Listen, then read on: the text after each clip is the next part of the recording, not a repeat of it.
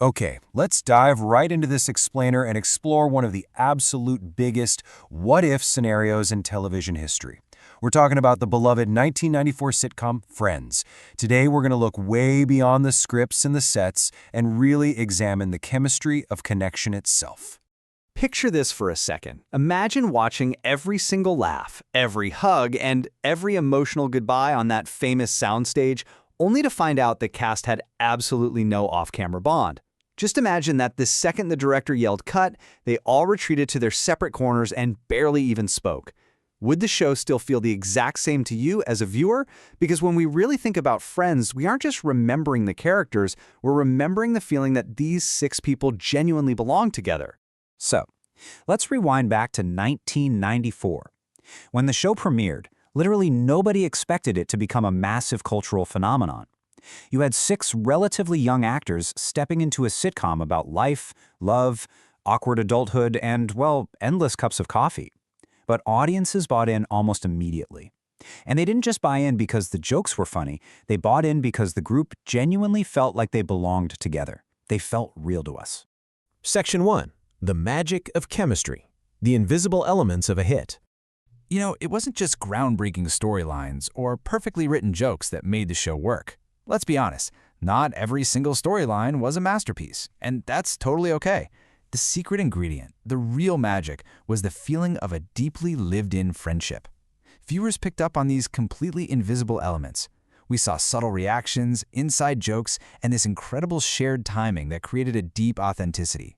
Just think about the way the characters looked at each other in the background of a scene. That specific level of detail is exactly what made those friendships feel so incredibly tangible to millions of people sitting in their living rooms.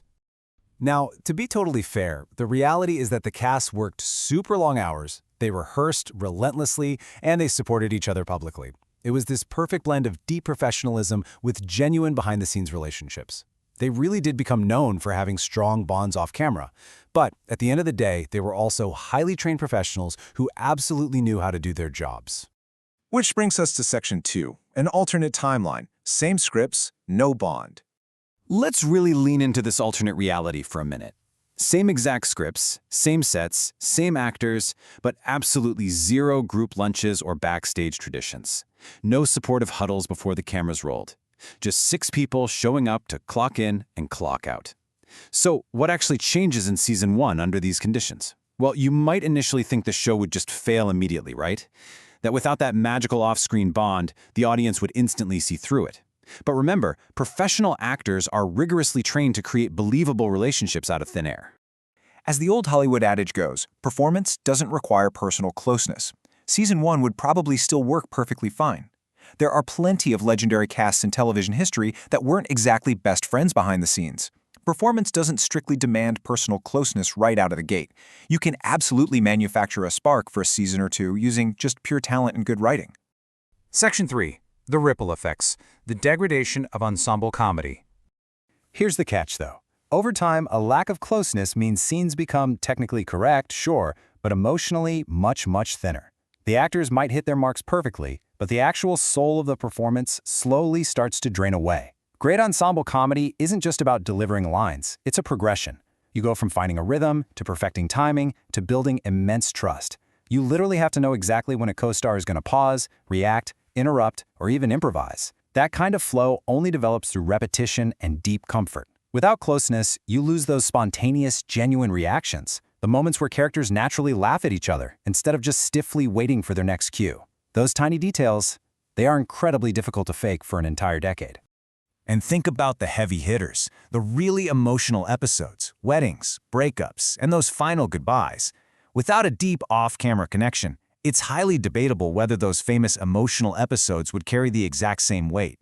I mean, would a tearful breakup scene feel quite as devastating to us if we knew the actors felt totally disconnected the moment the director called cut? Maybe it would work, but probably not with that exact same undeniable gravity. And this brings us to a really fascinating, often overlooked factor: creative protection. Long-running shows survive the grueling grind of television because the casts become invested. They speak up, they collaborate, and they fiercely protect the world they're building together. Let's actually compare these two realities side by side. In the real world, we saw a totally united front.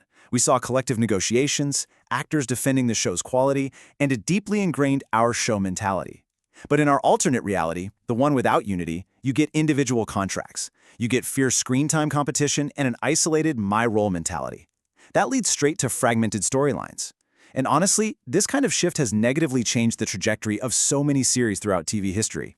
Audiences usually sense it, even if they can't quite put their finger on exactly what's wrong behind the scenes. Moving on to Section 4, the invisible connection, the foundation of audience trust.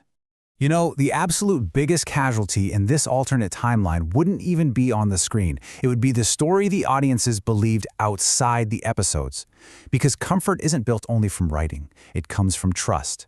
The overarching narrative that these 6 people became famous together, stayed connected, and genuinely shared memories is exactly what extended the life of the show. Fans didn't just love a coffee shop set, they deeply loved the idea that something real and genuine existed way beyond those 4 walls. And audiences are incredibly good at sensing that trust. If you take away that invisible connection, just look at the difference. The show might remain simply successful. It would still have good writing and entertaining performances, but it completely loses its magic. It loses its status as a legendary cultural comfort show. It loses that unmistakable feeling of warmth and that beautifully lived-in connection that makes it so uniquely special. Which leaves us with this final thought to ponder. Are the spaces between the lines what truly matter? Would millions of people still rewatch these episodes years and years later for that feeling of warmth if the cast didn't actually care about each other? Sometimes the absolutely strongest part of a story isn't the script. It's the invisible connection people bring right into it. So the next time you watch an episode, pay close attention to those invisible connections and ask yourself what spaces between the lines you might be missing. Thanks for diving into this explainer with me today, and keep looking for the story behind the story.